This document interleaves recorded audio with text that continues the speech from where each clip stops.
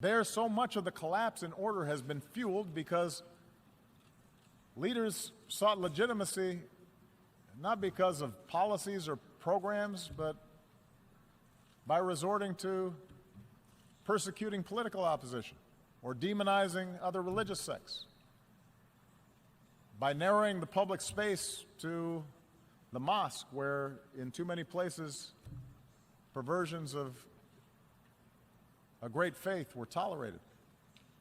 And these forces built up for years and are now at work helping to fuel both Syria's tragic civil war and the mindless medieval menace of ISIL. The mindset of sectarianism and extremism and bloodletting and retribution that has been taking place will not be quickly reversed. And if we are honest, we understand that no external power is going to be able to force different religious communities or ethnic communities to coexist for long. Kami melihat pola pikir ini lebih banyak terjadi di bagian Timur Tengah. Di sana terdapat banyak keruntuhan tatanan yang dipicu karena para pemimpin mencari legitimasi bukan karena kebijakan atau program, tetapi dengan menganiaya oposisi politik atau menjelek-jelekan sekte agama lain dengan mempersempit ruang publik ke masjid di mana terlalu banyak tempat karena penyimpangan dari keyakinan besar yang mereka toleransi. Pasukan ini dibangun selama bertahun-tahun dan sekarang bekerja membantu untuk memicu perang saudara Suriah yang tragis serta ancaman abad pertengahan ISIL yang tidak ada artinya.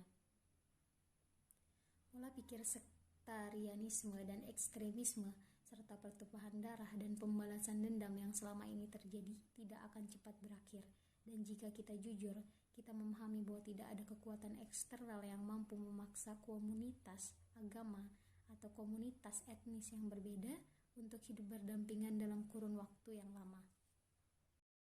But I do believe we have to be honest about the nature of these conflicts. And our international community must continue to work with those who seek to build rather than to destroy. And there is a military component to that. It means being united and relentless in destroying networks like ISIL, which show no respect for human life. But it also means that in a place like Syria, where there is no ultimate military victory to be won, we're going to have to pursue the hard work of diplomacy that aims to stop the violence and deliver aid to those in need and support those who pursue a political settlement and can see those who are not like themselves as worthy of dignity and respect. Across the region's conflicts, we have to insist that all parties recognize a common humanity and that nations end proxy wars that fuel disorder.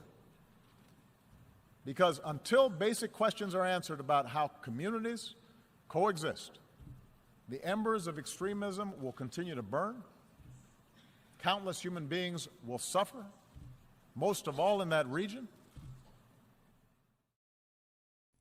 Tapi saya yakin kita seharusnya jujur tentang konflik yang terjadi ini, dan komunitas internasional kita harus terus bekerja dengan mereka yang membantu berusaha membangun bukan malah menghancurkan. Dan ada komponen militer untuk itu. Artinya, bersatu dan tak kenal lelah dalam menghancurkan jaringan seperti ISIL yang tidak menghargai nyawa manusia. Tapi itu juga berarti bahwa di tempat seperti Suriah, di mana tidak ada kemenangan yang harus mereka raih, kita harus melakukan kerja keras diplomasi yang bertujuan untuk menghentikan kekerasan dan memberikan bantuan kepada mereka yang membutuhkan, serta mendukung mereka yang mengejar penyelesaian politik dan dapat melihat mereka yang tidak seperti diri mereka sendiri sebagai orang yang bermartabat dan dapat dihormati.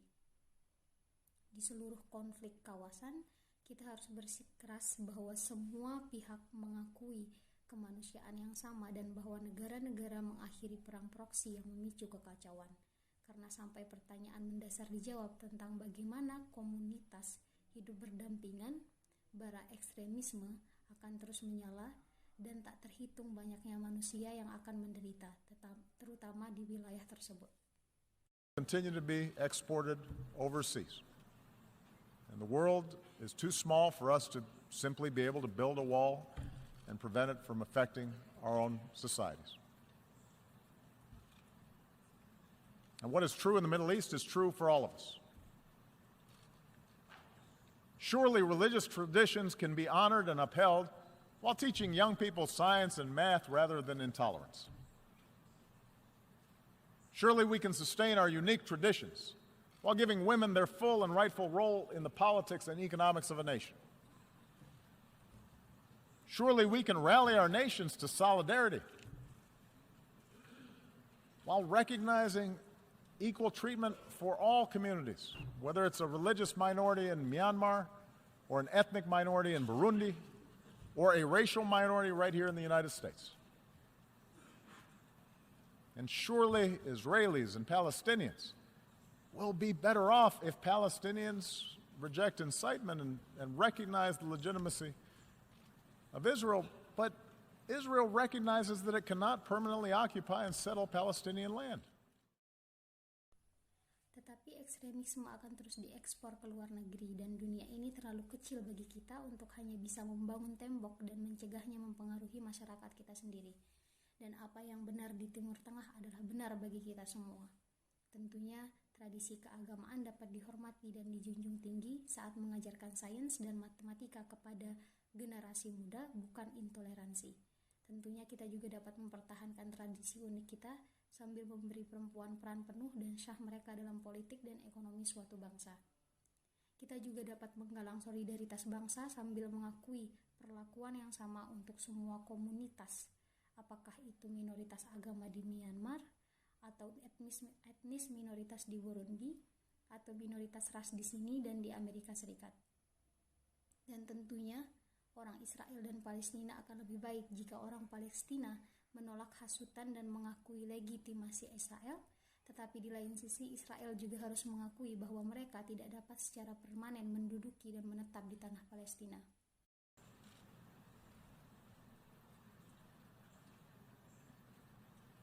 We all have to do better as leaders in tamping down rather than encouraging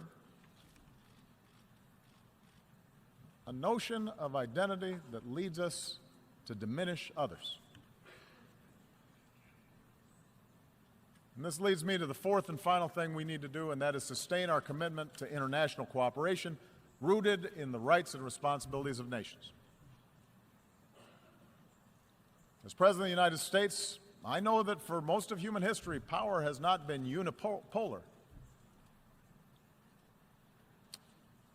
And the end of the Cold War may have led too many to forget this truth. I've noticed as president that at times both America's adversaries and some of our allies believe that all problems were either caused by Washington or could be solved by Washington. Semua harus berbuat lebih baik sebagai pemimpin untuk meredam, bukannya malah mendorong.